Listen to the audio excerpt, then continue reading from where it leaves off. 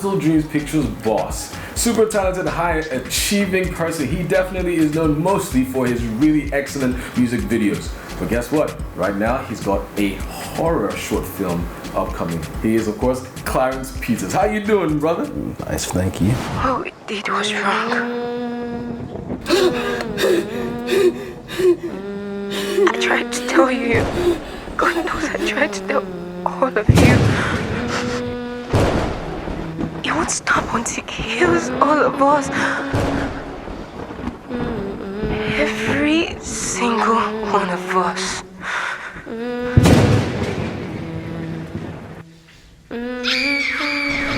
This is your first short film in a long time. Why did you decide to go horror? I don't ever think of myself as someone who works with genres. I don't necessarily have the idea of a genre in my head when we're going to work on things. I mostly work with characters. Okay. It just happened to seem, coincidentally happened that the circumstances that the characters were in, found themselves in, ended up being within the genre of a slasher film. Interesting, but there must have been a script. But then again, you co-wrote this. How did the creative process occur? And then it became this slasher gore. Well, I called a few of my in-house writers at the time, and I said I wanted to make a film, an interim film, because we were already working on another script that we hadn't shot yet, and I was like, look, I wanted to be able to shoot something before we got onto that, so I wanted the film to have this location, that location. I wanted, I don't care what you put in them, but I need these kind of characters. So one of them went in, brought a first draft-ish of the script, and I kind of thought it had potential. So they went in and brought in the second draft, and I tore it down, and we kept tearing it down until we found ourselves in a place where we could shoot. He's here.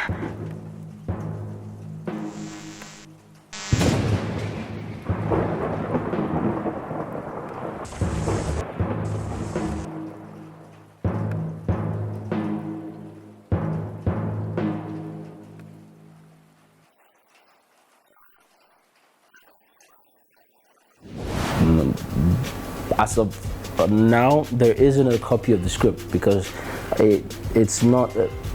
The script isn't done until the edit is actually done. Okay. Everything's just keep flipping around. That's just my work process. Some people need to be able to have the script completely finalized before they go to set. I don't. I can't necessarily work like that. Sounds like organized chaos, huh? Not necessarily. Okay. Because it allows me the flexibility of being able to work with the actors on a level where they are. I'm not necessarily their boss, we are collaborators, because the affair between the director and an actor, in my opinion, is a collaborative effort, all right? Sometimes you get to be a dictator, but it's always good to also give the actors latitude for them to be able to be flexible. And that's also dependent on the kind of project it is, the kind of story that it is. But for this, we could have fun. So we mostly had fun with the screenplay. Not necessarily with the plot, but with the screenplay. Fair enough. Now, you definitely had fun, and I really would love to know who you would give credit for most of the blood, the gore, the depth, and the darkness. It's the crazy people I have that work with me. You brought it alive. You brought more blood than they possibly ever even anticipated. The entire production brought more blood. Contrary to what most people believe, it's actually a collaborative effort. The director might be the person who knows what the entire landscape is, but the director can't necessarily take all the responsibility, all the credit for everything, because if you're shooting and your art design is crap, your sound is crap, but a lot of that is crap, then no matter how good you think you are, you're just gonna end up in a place where it doesn't work. What we did was wrong. I tried to tell you. God knows I tried to tell all of you. You won't stop until he kills all of us.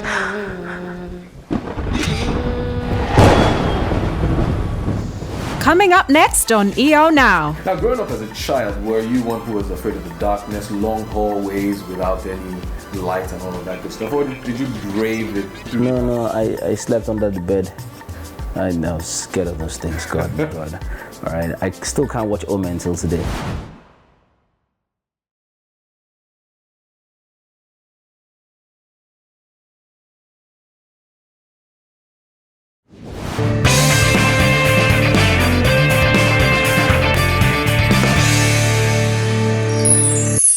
Now, growing up as a child, were you one who was afraid of the darkness, long hallways without any light and all of that good stuff, or did you brave it through? No, I slept under the bed. I was scared of those things. God. All right, I still can't watch Omen until today. Yes, Omen was pretty. Yeah, especially because it was entrenched in what we all believe is inevitable, which is the Antichrist, and so that just for me it kind of blurred the line with it being fiction as a kid, and like, this is actually gonna happen. This is not someone's thought. This is actually scriptures are being quoted out here. So yeah. Now, in making a Nigerian horror movie, do you think that there are any elements that make it more horrific that you may have introduced or may not have introduced in Hex? Every society has what's peculiar to them. Every society, look, the entire idea of storytelling is being able to tell stories in a way that people can relate to. And a good friend of mine's words, Genevieve, what's their truth? Right? So once you can take the entire idea of what the genre is, which in this case would be the slasher horror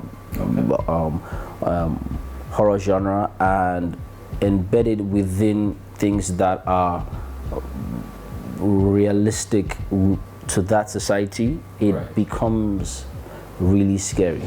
I tried to tell you. God knows I tried to tell all of you. I did what I had to. It's kind of scary looking, or even if it's not scary looking, hitting anybody on the road in Lagos or anywhere across Nigeria can be quite terrifying. So I can see that. It happens every night across Lagos. There's a lot of every occurrences. night. Every night someone gets hit. Maybe not necessarily on the highway, but every night. There's an accident in Lagos almost every day.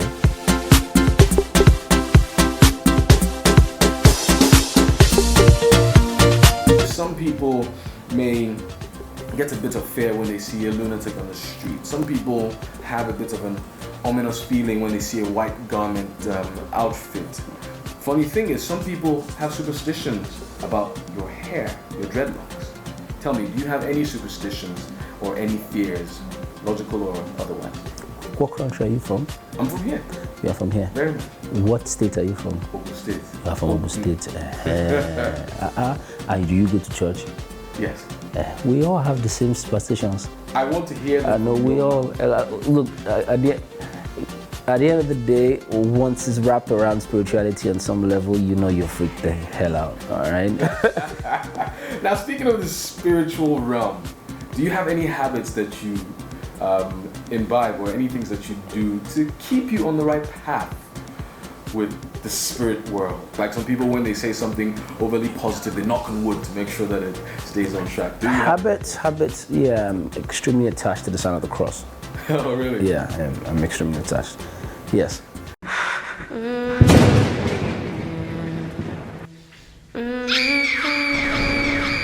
I will say one thing I definitely appreciate from movies like Hex, or at the very least from the trailer, is the suspense. And that brings me to another question. How important is suspense for, say, a horror movie? It's everything. Okay. It's everything. It's the entire genre in itself is built on the ability to keep you in suspense. It's more important to be able to conceal the how and reveal it just at the right time. Right, so sound and lighting is very, very, very important for the genre. Now I've got to ask you this. Now, I kind of went near it earlier on. Your dreads, your locks. Oh. I had to say dreads because I mean it's very dreadful to some people. Some people actually feel like there's magic in your locks. Some people actually In my locks or in general? in locks. Okay, please. Some people actually Be more specific. and I'm sure there's some people who think that there's magic in your I locks. have no idea what And you're who talking knows, about. They may even pray to you. And No, say, God. maybe if I pray to him, he'll answer my prayer. Have you ever had any weird occurrences where people may have deferred to you in a certain way that you thought was weird, or may have said something that you thought was a bit horrific about your locks? No, but I can't tell you when. I can't tell you what they said, and I can't tell you who said it. Sorry, yes, but I can't tell you what they said and who You said gotta it. tell us what the person said, if not who. No. Give us an idea. Now I'm stuck. Yes, you are. That is- Yeah. At the very least, I can say that's suspense, and we'll keep it at that. And hopefully, maybe one day you will release it just in time, right? Yeah, maybe. No. Absolutely excellent. One thing I will say is it has been a great time just sitting and chatting with Clarence Peters. I'm looking forward to seeing Hex. I'm sure you will as well. And I'm out of here. Don't go anywhere. This is still Channel 165, home of great homegrown entertainment.